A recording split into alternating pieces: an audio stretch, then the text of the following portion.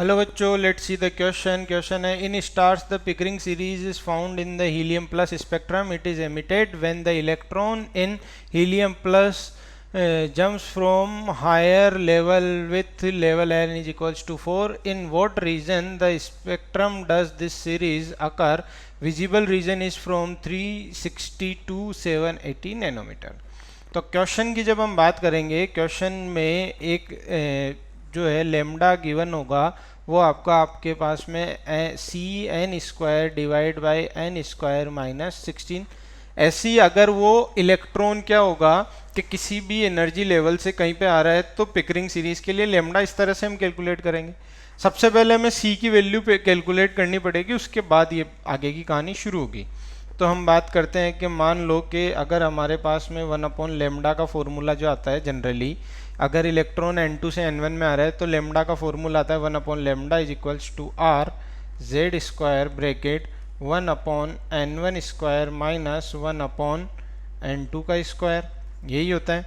अब मुझे पता है कि इलेक्ट्रॉन आ कहाँ से रहा है वो मुझे नहीं पता है, तो n2 की वैल्यू तो हो गई n और n1 की वैल्यू क्या हो गई 4, क्योंकि इलेक्ट्रॉन r4 में रहा है.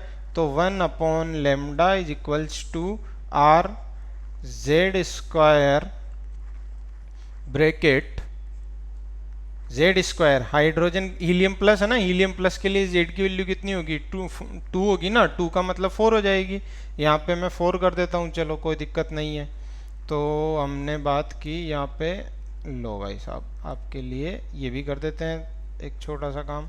ये हमने 4 किया यहाँ पे मल्टीप्लाई में, और 1 स्क्वायर कितना 16 माइनस 1 स्क्वायर कितना n स्क्वायर हो गया क्या. अब हम बात करेंगे कि लेमडा कितना आएगा यहाँ से, तो लेमडा आ जाएगा मेरे पास में 16 n square divide by 4r multiplied by n square minus 16. इस लेमडा को और इस लेमडा को कैलकुलेट किया तो c की जो वैल्यू आई मेरे पास में वो आई 4/r, जो कि आ जाएगी मेरे पास में कितनी 366.97 नैनोमीटर.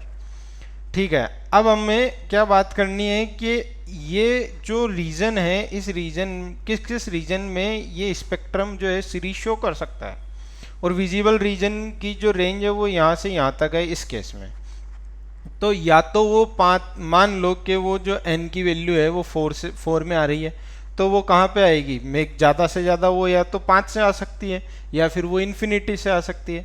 तो अगर वो 5 से आई 4n इज इक्वल्स टू 5, तो लेमडा कितना हो जाएगा, लेमडा हो जाएगा c 366.97 multiplied by 25 divide by 25 minus 16. इसको सोल्व किया तो सोल्व करने पे आया मेरे पास में 1019.36 नैनोमीटर. अब ये किस रेंज में, देखो विजिबल रेंज यहाँ पे ख़त्म हो जाती है 780 पे इसके अकॉर्डिंग. तो विजिबल के बाद कौन सी रेंज आती है, हमें पता है कि इंफ्रारेड रीजन शुरू हो जाता है यहाँ पे, तो इंफ्रारेड में आएगी ये. मान लो कि इलेक्ट्रॉन कहाँ से आ रहा है, इलेक्ट्रॉन आ रहा है इन्फिनिटी से, तो एन की वैल्यू इन्फिनिटी, तो लेमडा की वैल्यू जो है वो किसके बराबर हो जाएगी, सी मल्टीप्लाइड बाय इन्फिनिटी का स्क्वायर डिवाइड बाय इन्फिनिटी का स्क्वायर माइनस 16. अब ये इन्फिनिटी का स्क्वायर से कट जाएगा ना वो, क्योंकि इन्फिनिटी स्क्वायर माइनस 16 वापस इन्फिनिटी स्क्वायर ही आएगा, तो अल्टीमेटली वो कट जाएगा. तो यहाँ से लेमडा की वैल्यू आ जाएगी मेरे पास में 366.97 नैनोमीटर, जो कि किस रेंज में है, 360 से ज़्यादा है और 780 से कम है, जो कि किस रेंज में है, वो विजिबल रीजन में है. तो वो विजिबल रीजन में भी है और इंफ्रारेड रीजन में भी है. C option is correct. I hope you understood it very well. Best of luck.